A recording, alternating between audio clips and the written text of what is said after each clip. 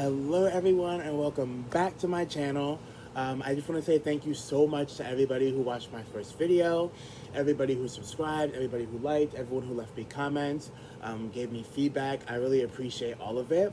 This is my first time ever doing anything like this, so to hear all the positivity and to see all the people that enjoyed it really made me happy. So thank you all again. Today we are going to be doing, as promised, our video on snakes. I am wearing this hoodie and this alien hat because I believe that snakes are interdimensional creatures that were dropped off here by aliens millions of years ago. You can fight me on that, you can argue with me, but my opinion is not going to change. Snakes are very strange, they're fun, they're colorful, they come in many different colors like I said. Now, because snakes are so colorful, they're so bright, they're so fun, everybody wants one, everyone loves one, everyone already has one in their life but doesn't know it, they've become a popular pet to have. They are not a very difficult pet, but like with any pet, I recommend that you do research and that you look into it before you decide anything, because this is a life that you will be bringing into your home and you don't want to make any mistakes that will cost your pet their life. Now with snakes, the most important thing I think people need to remember is that you need to place something on top of the cage or have a locking mechanism, because snakes enjoy playing games.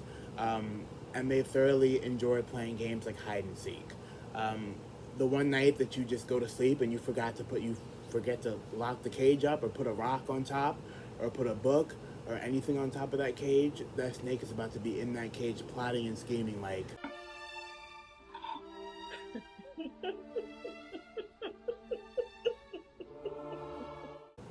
that being said, if you do own a snake, make sure that you lock up that cage every night, or that snake is about to be looking at you like,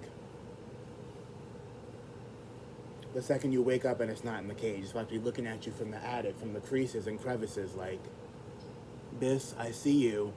What's up? Where's my snack?"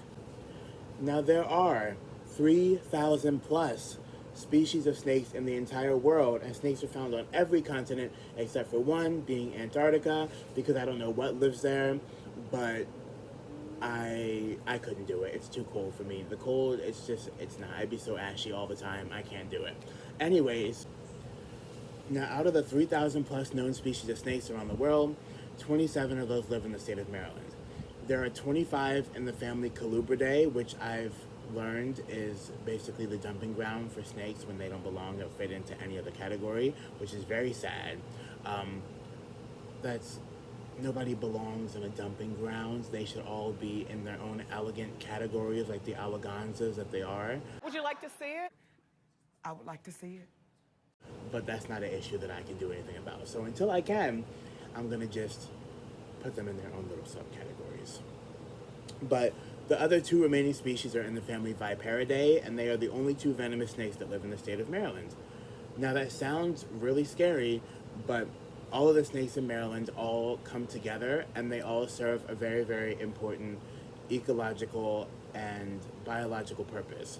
A lot of people like to ask, what's this animal's purpose? What's that animal's purpose? And snakes do have a really big purpose. What snakes do is that snakes eat animals like mice and rats, which in turn cuts down on the number of zoonotic diseases that pass between mice and rats and humans. If you can remember back to the past, the Black Plague and the bubonic plague and the Black Death actually spread from fleas coming from mice. So in turn, having more snakes means that you have less mice and less diseases. A lot of people still won't like them even after I say that, and that's okay. You don't have to like them. You just have to appreciate them for what they do. Even if it's from a distance, you can appreciate them from a zoo or an aquarium. You can appreciate them from your backyard. You can appreciate them from Google. You can appreciate them from anywhere. Just what we don't want to do is we don't want to hurt them and we don't want to kill them. Because by doing that, we end up hurting ourselves. So with that being said, I want to close out with giving a little introduction to next week's video, which I already know the topic of. And next week we're going to be talking about sharks.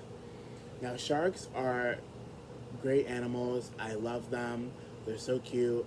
And we're going to break down some walls about sharks, because a lot of people saw Jaws and they were quaking And now they're still terrified to this day of the beach and going to see them and even having a run-in with the sharks. So I would like to change all of that. So thank you for watching. This has been Zoology for the Culture.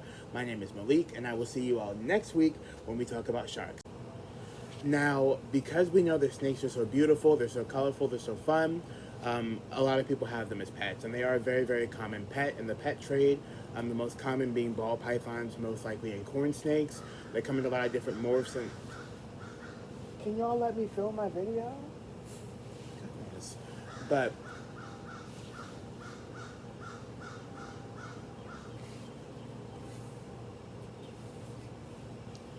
with the corn snakes and with other ball pythons, they come in a lot of different...